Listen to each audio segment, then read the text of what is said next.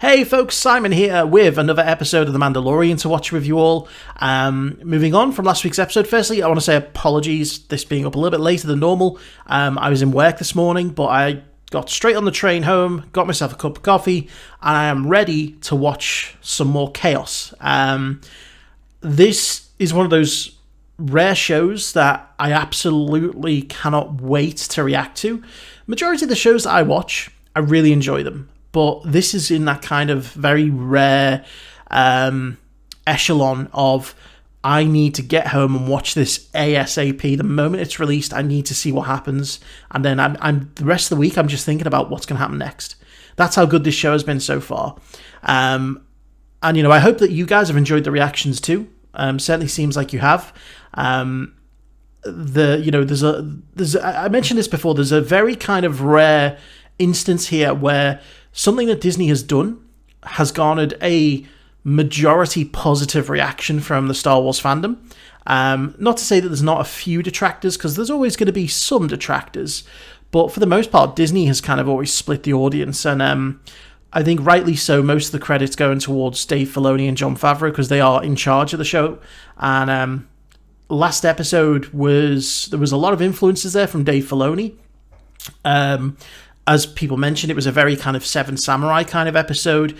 Dave Filoni has done that before in the Clone Wars Season 2. A very similar kind of, you know, good guys come in and help the villagers against the bad guys kind of vibe. You know, and so it was a thoroughly enjoyable episode, and I loved what they did to the AT-ST. I genuinely felt terrified when I saw that thing rise up and they had the red glowing eyes. The Baby Yoda stuff, as always, is absolutely friggin' adorable. The Baby Yoda stuff has taken the internet by storm, and one thing that has really shocked me is the fact that there is no Baby Yoda merchandise available right now. There is merchandise that is coming out. There's a Pop Vinyl figure, and there's even a plush which has got a vinyl head, but that's not coming out until the summer. And I thought, surely someone at Lucasfilm, someone at Disney would have looked at that Baby Yoda and gone, that thing is going to sell like hotcakes, you know. I understand that they maybe didn't want to do too much because they were worried about leaks, but the fact that there's no Baby Yoda stuff, at least not that I've seen. Maybe there is stuff out there that's just not been widely advertised, but I've not seen anything Baby Yoda-wise available for Christmas, and I think that's a surprising thing. You know, I would definitely buy the Baby Yoda plush. I would buy the Baby Yoda t-shirt. I would buy the Baby Yoda mug. I'd buy everything.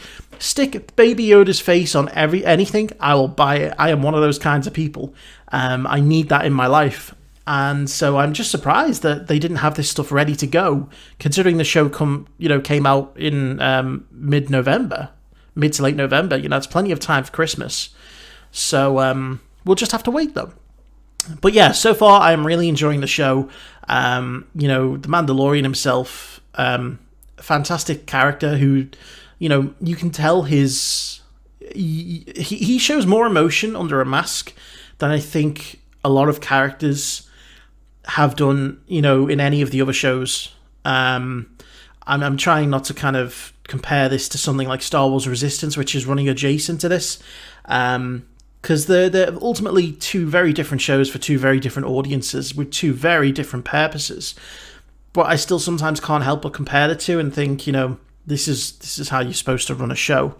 But I'm just generally really enjoying it. And, you know, I can tell from other people's reactions as well that everyone is really loving it as well. And I just don't know what's going to happen here. So we are going to jump into it, but before we do, I want to say a big thank you to my Patreon super supporters, Frank Tremel, TheLoneDetective, Karen Abel, Rakoon Shampoo, Flawed Otaku, and Ace. You can all find my full reactions to everything on Patreon in the link below. And yeah, let's jump in and see what happens next. Oh shit. Oh, okay, kicking off in style here. Shit.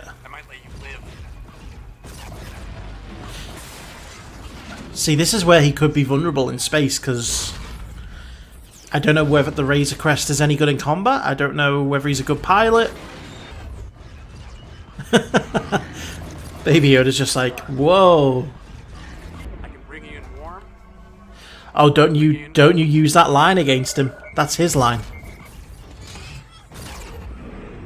Okay. He's a good pilot. That's my line. Yes, that is his line, bitch.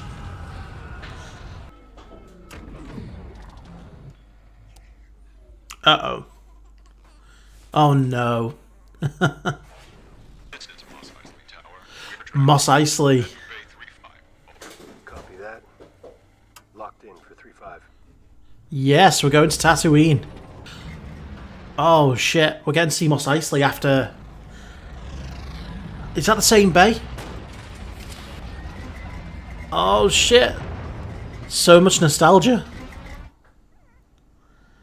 Oh. Ah! Pit droids! Pit droids! Prequels! Oh shit. No droids. I heard you. You don't have to say it twice. Yeah, he really doesn't like droids, does he? That's... I think that's to do with the Clone Wars. He's kind of got PTSD about droids. Man, look at this. This is Mos Eisley in the modern era. Oh shit. All the Stormtrooper heads. Do you think the skulls are still in there?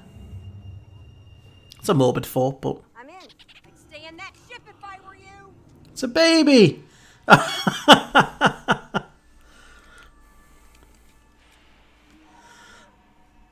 Oh my god. Oh, he's so sad because Mando's not there. Bright eyes? Bright Eyes. Could that be his name? Like, could that be the name that they give him? Holy fuck! Ah! Ah! It's one of those things from A New Hope.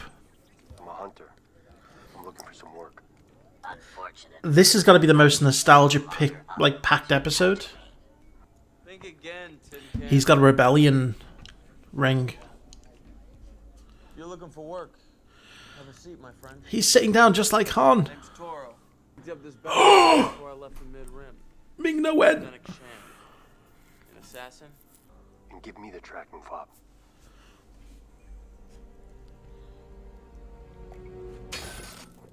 What? Why'd you do that? Got it all memorized. Half an hour. Kid's good at taking precautions, but...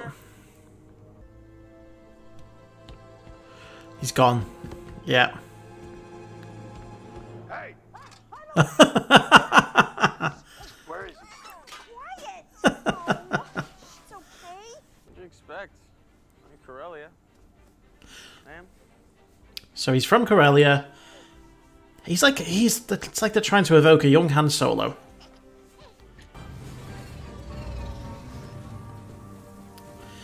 Damn.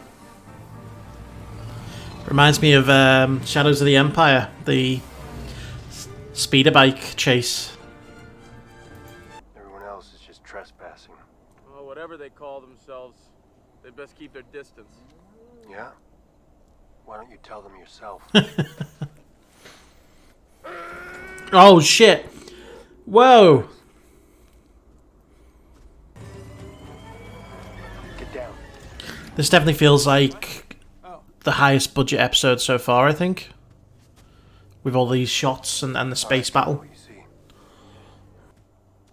Stay Where's down. his, he's got his own. What did you call it? It's like a lens. Can I at least have that blaster? A fob. Get down! Oh, that Beskar Steel saving him. She's got the high ground. She'll wait for us to make the first move. I'm gonna Had to make the reference, didn't they? take the first watch. Stay low. Had to make the reference. We're on Tatooine, where Ben Kenobi was for so long. That's a cool helmet. I like it. Oh, kid, don't try that. You done? Yeah. I was waking you up. Come on.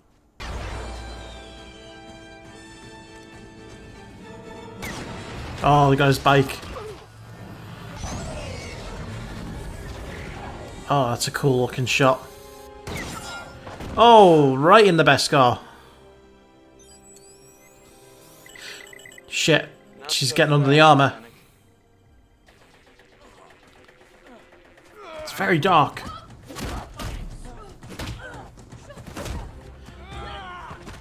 Need a lightsaber to illuminate this place. Ming-Na Wen's such a badass. Look at that. Oh! Snapped his arm. Distraction. Why don't you go find your blaster? Yeah, I want them to have a proper Mandalorian. sit-down convo. It's been a long time since I've seen one of your kind. Watch her. And don't let her get near the bike. Oh, why do I get the feeling she's gonna kill him? She's no good to me, dead. Bringing you in will make me a full member of the Bounty Hunters Guild. You already have something the guild values far more than me. You just The don't Mando. see it. Oh, What? shit. The Mandalorian. I can help you with that. Take some advice, kid. You want to be a bounty hunter? Make the best deal for yourself and survive. You will die if you go up against him. Don't do it. Don't do it. You're gonna die. Stupid kid's gonna die.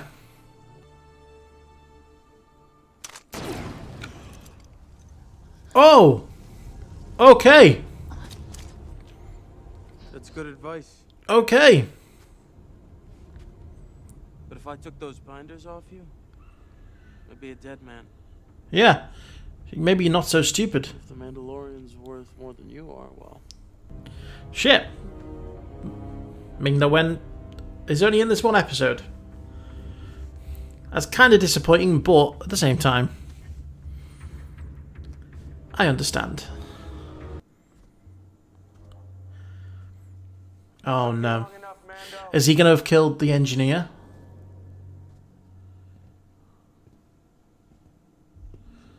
Oh, get your hands off that baby.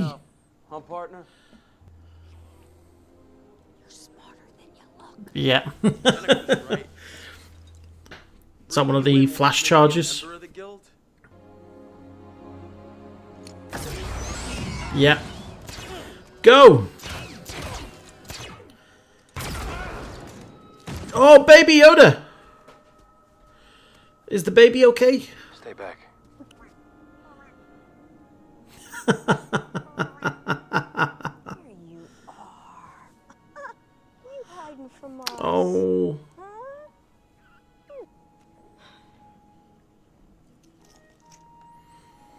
Oh. That's more than enough, I would assume. That cover me? Yeah, it's good.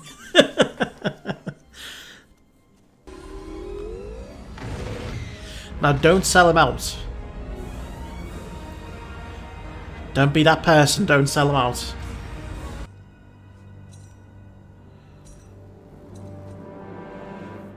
Who was that? Who was that? Was that Mando at the end? The problem was it was so dark I couldn't really see. Whoever it was, they had a cape, which the Mando does. I don't know if he's gone back for the body to... I mean, but he wouldn't be able to cash in the bounty because he's out of the guild. Only someone, you know, who was on good terms with the guild would be able to cash the bounty. Okay, so that episode started off really well. Like that started off like super intense with the space battle. And I guess it shows that, you know, he is a pretty good pilot. I was sitting there thinking, you know, on the ground, hand to hand, or, you know, just in combat, we know that he can handle himself. I mean, he's a Mandalorian. Fighting is basically his thing. But we really don't know what he's like as a pilot, and we don't know what the Razor Crest can do as a ship.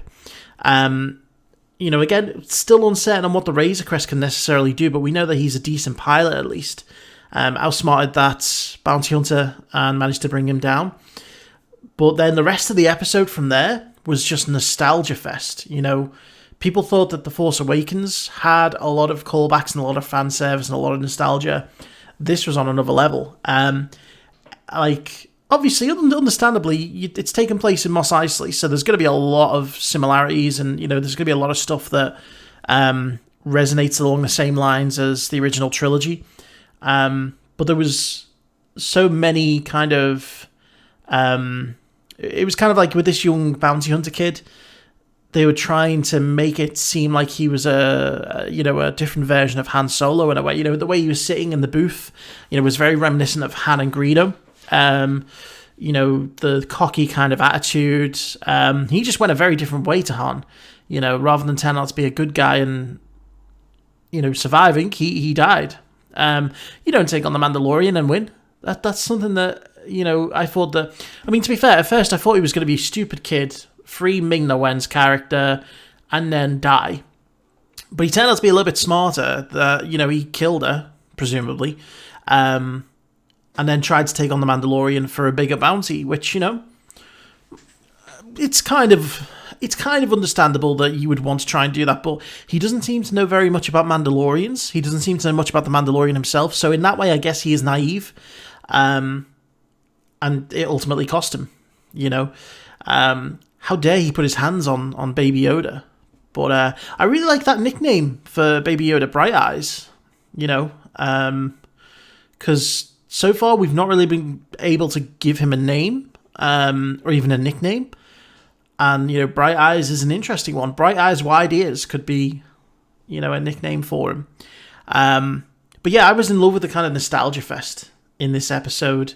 And, I am a little bit disappointed that Ming-Na Wen may have only been in this for a very short space of time, because I absolutely adore her in, everything that she does. But at the end of the day, it's better than nothing. Like, I still appreciate the fact that she's been in this. And who knows, she may not actually be out of it. That her character may have more to do if she's not dead. But I think she is dead. I don't know, that last scene kind of just threw me off because I wasn't sure who it was. It could have been the Mando, but probably wasn't. Again, it's all kind of very uncertain and up in the air at this point as to what the hell happened. But no, a very enjoyable episode. Short, because the last episode was like 42 minutes, and this was more like half an hour.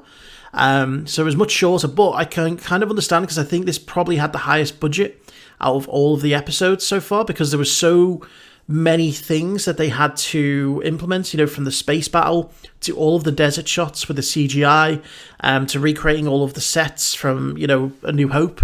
There was a lot to probably pay for in this episode. Whereas, a lot of the previous episodes we've seen, there's been either kind of limited use of CGI, or the sets have been a little bit more, not basic, but they've had a bit more freedom to build the sets in the way that they want to build them. And, a lot of the episode is contained within certain areas. I'd say maybe episode 2 might have challenged this for budget, probably with the big sand crawler and a few of the scenes there. But it would be interesting to see an episode by episode breakdown of like budget versus runtime kind of thing. But yeah, very much enjoyed it. Very, very much enjoyed it. Again, can't really complain about much in this episode. So I hope you all enjoyed it. Thank you very much for watching, and I will see you for the next one.